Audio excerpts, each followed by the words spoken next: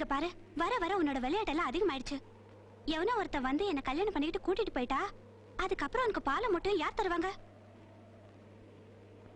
பாரு, வெளியே வர போறியா இல்லையா? நான் போகணும்.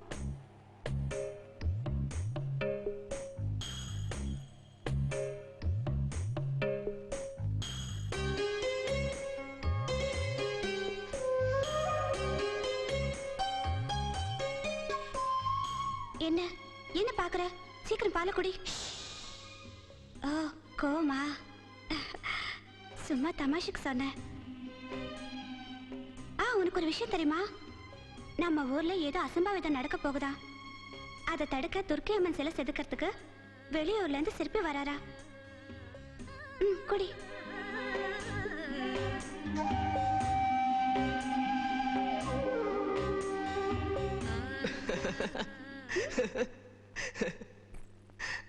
என்ன உன்னை பார்த்தா அவங்களுக்கு ரொம்ப பயம்னு நினைக்கிறேன். ஆமா, உன் வேலையை பார்த்துட்டு போ.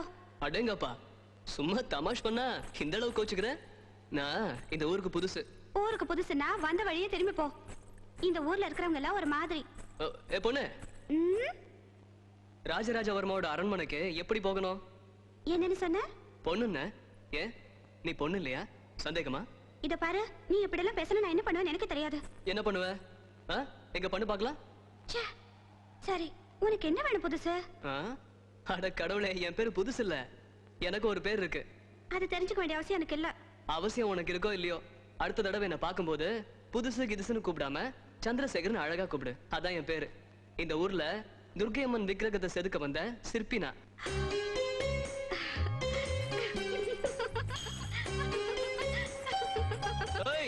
வழி சொல்லவே இல்லையே. வழியா? அப்படியே கீழ் பக்கம் போ. உன் பேர் என்ன? என் பேரு தெரியாது. தெரியாதுன்னு ஒரு பேரா? இதுவும் நல்லாதான் இருக்கு.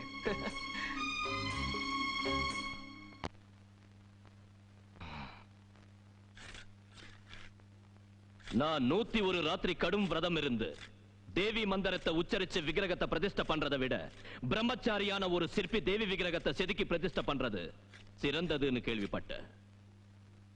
அது உண்மையா? உண்மைதான்.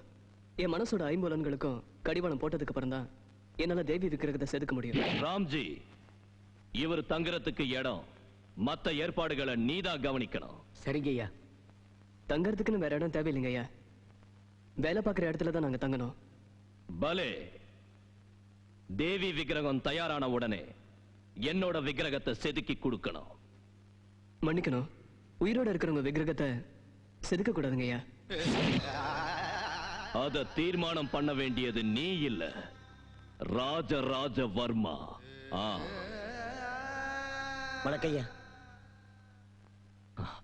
வந்துட்டியா? வா, உனக்காக தான் காத்துக்கிட்டு இருக்க. எப்படி வரைஞ்சிருக்க? நல்லா வரைஞ்சிருக்கல?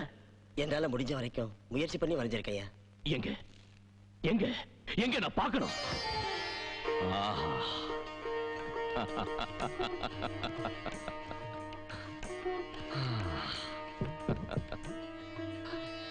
அழகா இருக்கு.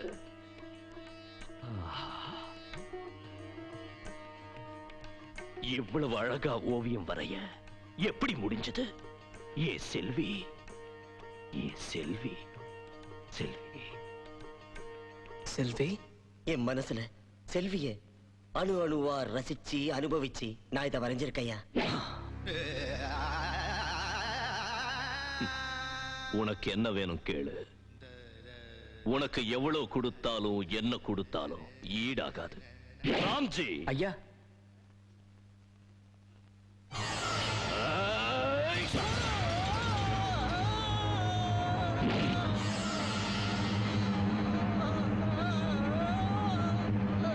செல்வி, அவ ஏன் செல்வி?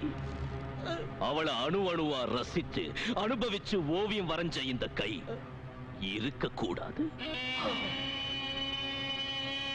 ராம்ஜி, அவ வாழ்நாள் பூரா சுகமா இருக்கிறதுக்கு என்னென்ன தேவையோ எல்லாத்தையும் கொடுத்துரு, கொடுத்துரு, கொடுத்துரு. சுகமாயிரு.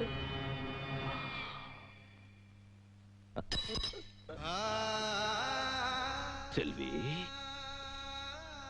செல்வி.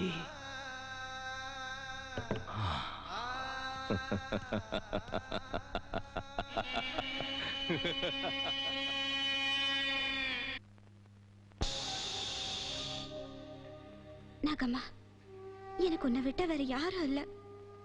என் வேதனை எல்லாம் உன்கிட்ட தான் சொல்ல முடியும். அந்த மிருகத்தோட கையில இருந்து தப்பிக்கிறது அவ்வளவு சுலபம் இல்ல. என்னை காப்பாத்திக்க எனக்கு தெரியல. என்னைக்காவது அந்த மிருகம் என்னை அழிச்சே தீரும். அதுக்கு முன்னால இந்த மலையில இருந்து விழுந்து என் உயிரை விட்டுடுறேன். அவனுக்கு என் பொண்ணு கூட கிடைக்க கூடாது. இது சத்தியம். உன் மேல சத்தியம். வேண்டாம், என்னை காப்பாத்த உன்னாலையும் முடியாது. என்னால முடியும்.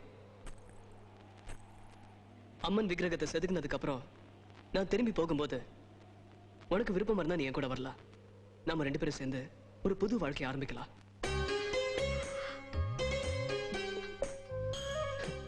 இந்த மௌனம் சம்மதத்துக்கு அறிகுறியா?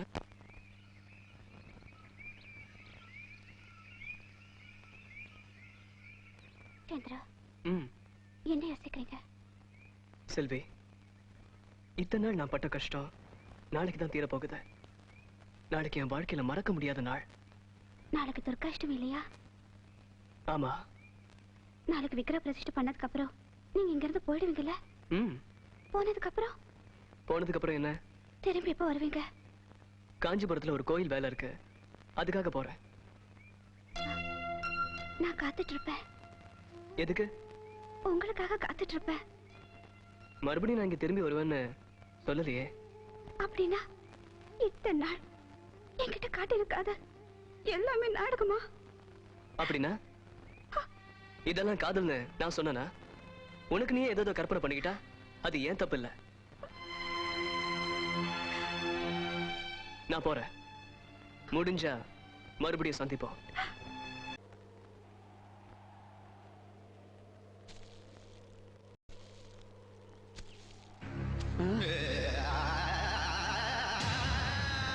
அவங்கள வாழ விடுங்கய்யா. அவங்களுக்கு எதுவும் பண்ணிடாதீங்கய்யா. செல்வி எனக்கு தான் சொந்தம். அவளை விட்டு கொடுக்க மாட்டேன். நீங்க எப்படியாவது தப்பிச்சு போயிடுங்க. சீக்கிரம் போயிடுங்க. விடுறா ராம்ஜி, விடு. விட மாட்டேன். விடுறா. விட மாட்டேன். விட மாட்டேன்.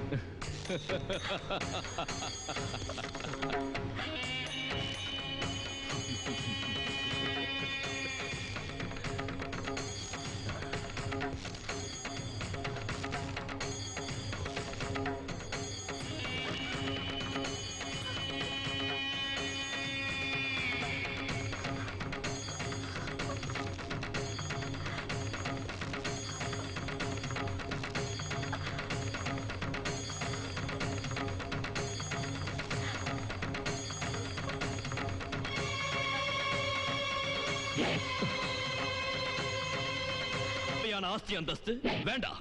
7 ஜென்மத்துக்கு தேவையான ஆஸ்தி அந்தஸ்து கொடுக்கிறேன். உனக்கு என்ன வேணும் கேளு. என்ன வேணும் கேளு, கொடுக்கிறேன். எடுத்துக்க. எங்கேயாவது போய் சுகமாயிரு. ஆனா காலையில, நாளைக்கு காலையில நீ சிவபுரியில இருக்கக்கூடாது.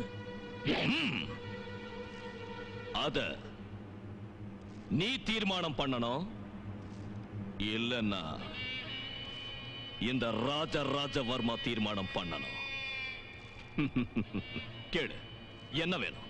என்ன வேணும்? என்ன வேணும் கேளு, கொடுக்கிற. என்ன வேணும் கேளு, கொடுக்கிற. செல்வி, அவ்வளவுதான்.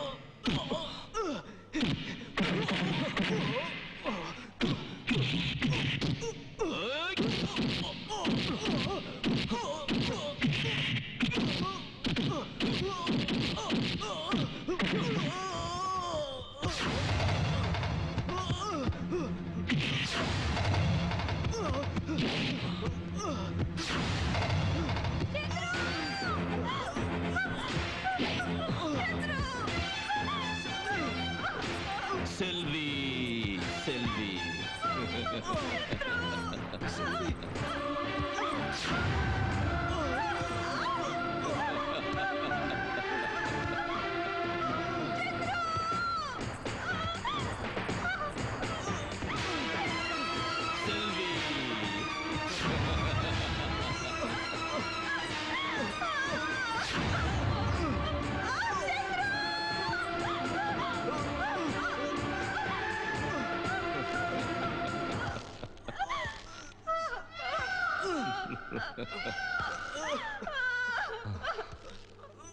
செல்வி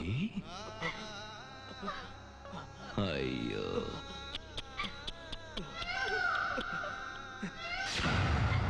நான் உன்கிட்ட கேட்கலையா? கெஞ்சி கேட்டேன். எங்கேயாவது ஓடி போயிடுன்னு சொன்ன. ஏன் ஏன் ஏன் என்னை இப்படி சித்திரவதை பண்ண வைக்கிறீங்க? செல்வி ஏன் செல்வி, என் காதல் ரோஜா, நீ இல்லைன்னா என்னால வாழ முடியாது. செல்வி இது பாரு, இந்த ஜென்மத்துல வேணா எங்க 2 பேரை நீ பிரிக்கலாம், ஆனா எங்க 2 பேரோட மனசை மட்டும் உன்னால பிரிக்கவே முடியாது. நாளை காலையில நீ இந்த சிவபுரியில இருக்க கூடாதுன்னு சொன்னது வர்மா, ராஜராஜ வர்மா.